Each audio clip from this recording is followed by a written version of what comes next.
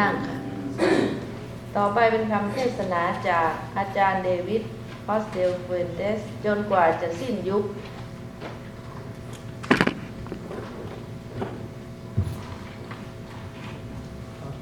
We have a translation? Up there. Oh, okay. We have a voice that is coming Through the to earphone. the earphones. Okay. Brothers and sisters, thank you for inviting me again. I don't hear this. No, he started for the one. Okay, all right. Okay, then some of you know the difficult language. Good. I'm very glad and proud for the trust and having me again. You know, when you come once, it's okay.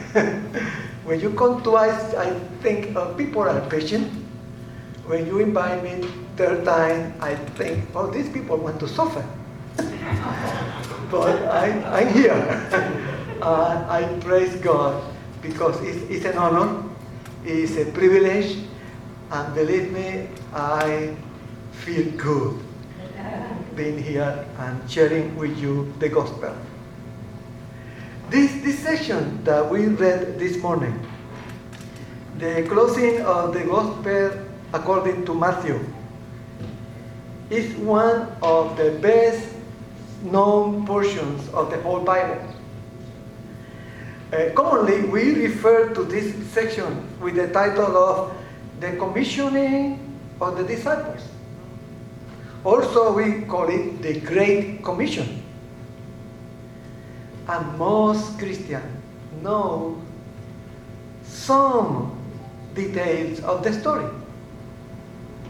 We know that here Matthew tells the story of Jesus' final commissioning to his 11 disciples to go and make disciples of all nations. We know also about the Lord's imperative to go and make disciples. That imperative is followed with a specification of the manner in which these commands will be followed.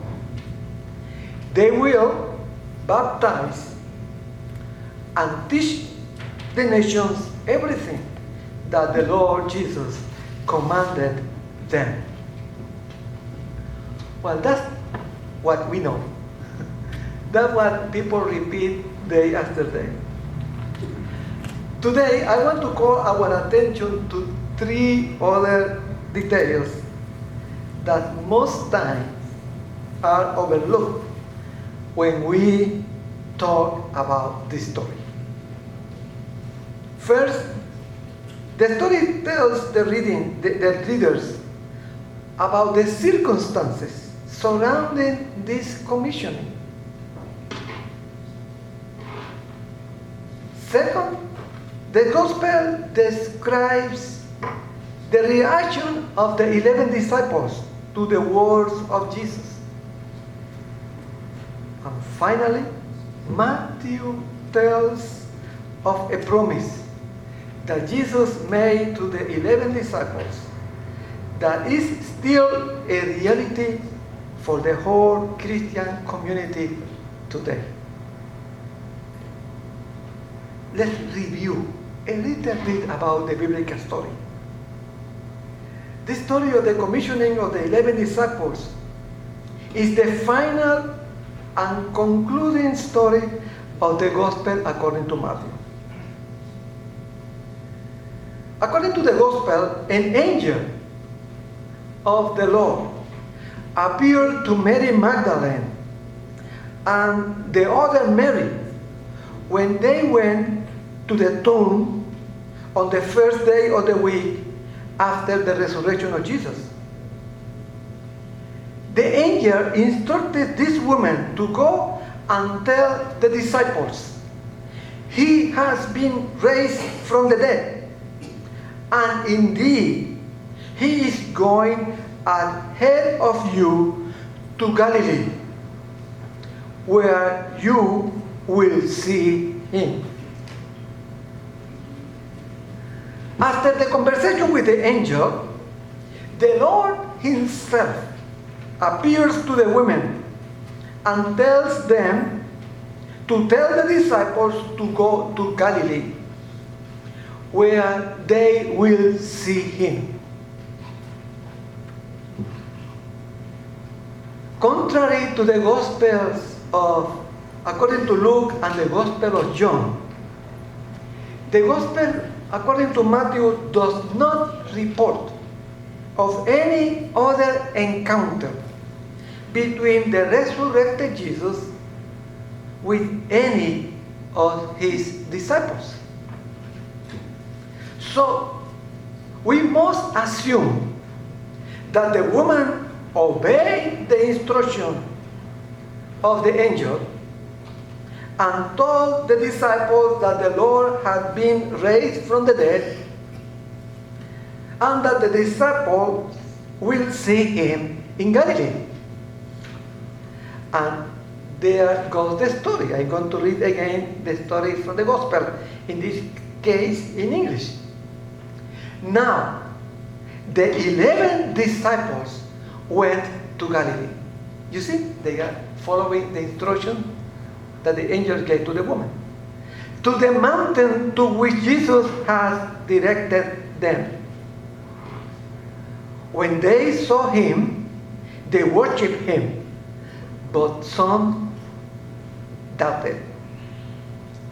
And Jesus came and said to them, all authority is in heaven and on earth has been given to me. Go therefore and make disciples of all the nations, baptizing them in the name of the Father and of the Son and of the Holy Spirit, and teaching them to obey everything that I have commanded you. And remember, I am with you always to the end of the age. So we begin our gospel story today in Galilee. In the mountain that the Lord has directed them. As in many other examples in Matthew, the mountain is a very important place.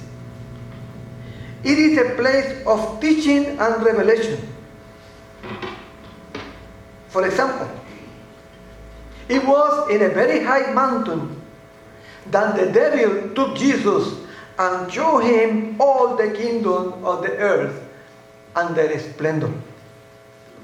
There, the devil offered Jesus these kingdoms in exchange of Jesus worshiping him. It was on a mountain that our Lord taught his disciples the famous Sermon on the Mount. After he sat down with his disciples, and his disciples came to him to listen to his teaching. It was on the top of a high mountain that Jesus took Peter and James and his brother John and was transfigured before them. It was while he was sitting on a mountain, the Mount of Olives, that the Lord pronounced the eschatological discourse, telling the disciples to be prepared for the day of the second coming of the Lord. It is in these mountains, in Galilee, that Jesus encounters his 11 disciples. Here he reveals to the 11 that all authority in heaven and on earth has been given to him. There, on the mountain, in the place of the encounter with the living Lord, in the place of revelation and teaching, is that the disciple receives the final commissioning from the Lord of heaven and earth. There, on the mountain, they worship him. As the wise men that came from faraway lands to worship the newborn king, as the man sick with leper worshiped the Lord and asked him for healing, as those disciples worship, as the disciples worship and confess the Lord after he came walking on water, as the Canaanite woman worshiped when she asked the Lord to heal her daughter, as the woman worshiped after they saw the resurrected Lord, so now the disciples worship Jesus. He who has all authority on heavens and earth. But there is another detail in the story about the reaction of the disciples. Jesus said, Matthew says, that some of them doubted. As in the case of Peter, whom Jesus saved when he was sinking in the Sea of Galilee, was rebuked because of his doubt, are the only two instances in the Gospel of Matthew that the word distasso, doubt, occur in Greek. So now, the disciples exhibit, some of the disciples exhibit the kind of response that demonstrates hesitancy, uncertainty about how to respond to the encounter with the living Lord. And it seems that Jesus understood that the disciples needed assurances to the ambiguous reality of the worshiping and uncertain disciples. The Lord assures them that he has received all authority in heaven and on earth. As the disciples on the mountains in Galilee, we also need to hear. We also need to be reassured. We also need to repeat that Jesus, and only Jesus, is the one with all authority in heaven and on earth. It does not depend on our affirmation or our recognition. Even if people do not know it, it does not make it untrue. Because God himself has done it. Because he was faithful and obedient. Jesus and no other is the Lord of Lords. To these worshiping and hesitant disciples is that Jesus gives the command to go and make disciples of all nations. Even in our uncertainties and doubts, we are commissioned. Finally, there is another assurance. The Lord does not send his 11 disciples alone. He concluded his instruction to the disciples with a reassuring promise. They will not be left in charge of a great mission on their own or alone. They may feel unqualified.